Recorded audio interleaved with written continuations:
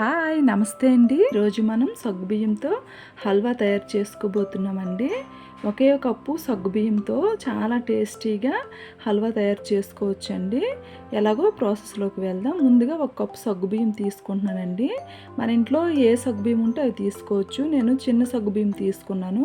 ఒకసారి శుభ్రంగా కడిగేసి ఒక కప్పు సగ్గుబియ్యంకి 2 కప్పులు నీరు వేసుకొని నానపెట్టుకోవాలండి. ఒక గంట పాటు మనం నానపెట్టుకుంటే ఇవి మెత్తగా నానిపోతాయి. వీటిని మిక్సీ జార్లో వేసుకొని మిక్సీ పట్టేసుకోవాలి. చూడండి ఇలా మిక్సీ పట్టేసుకుంటే సరిపోతుంది. వీటిని పక్కన పెట్టేసుకుందాం. ఇప్పుడు ఒక కళాయిలోని 1 టేబుల్ స్పూన్ నెయ్యి వేసుకుంటున్నానండి. అందులో డ్రై ఫ్రూట్స్ వేయించుకోవాలి. మన ఇంట్లో ఏవి అవైలబుల్గా ఉంటే వాటిని వేసుకోండి. నేను జీడిపప్పు కిస్మిస్ ఉన్నాయి కాబట్టి వీటిని వేయించుకొని పక్కకు తీసేసుకుంటున్నాను. జీడిపప్పు సగం వేగిన తర్వాత కిస్మిస్ వేసేసి బాగా వేయించేసుకొని పక్కకు తీసేసుకోవాలి. ఇందులోనే ఒక కప్పు పంచదార వేసుకుంటున్నానండి. 1 టేబుల్ స్పూన్ వాటర్ వేసుకుంటున్నాను. ఈ పంచదారని క్యారమిల్ మనం తయారు చేసుకోవాలి. అందుకని ఎక్కువ వాటర్ వేయాల్సిన అవసరం లేదు. 1 టేబుల్ స్పూన్ వేసుకుంటే సరిపోతుంది. ఈ పంచదారని క్యారమిల్ వచ్చే వరకు మనం బాగా కలుపుతూ ఉండాలి.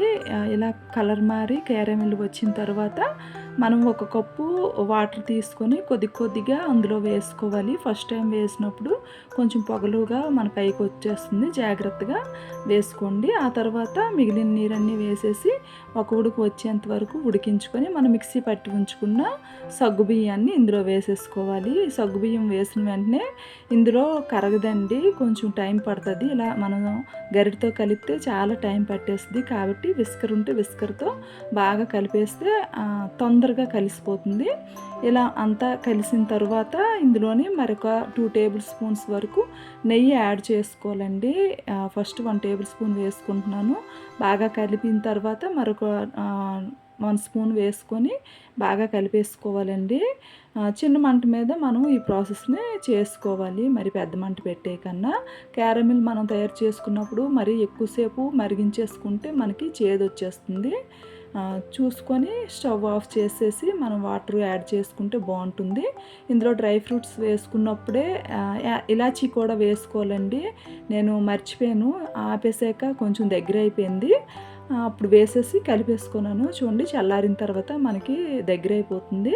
ఇది ఒక కప్పులోకి మనం తీసేసుకుంటే చాలా టేస్ట్గా ఉంటుందండి. చాలా తొందరగా కూడా అయిపోతుంది. పిల్లలు బాగా ఇష్టపడతారు. ఒకసారి ఇలా ట్రై చేయండి. మీకు కనుక నా వీడియోస్ నచ్చితే ప్లీజ్ లైక్ చేయండి, సబ్స్క్రైబ్ అవ్వండి. ఇంకా సపోర్ట్ చేస్తూ ఉంటారని ఆశిస్తున్నాను. Thank you so much.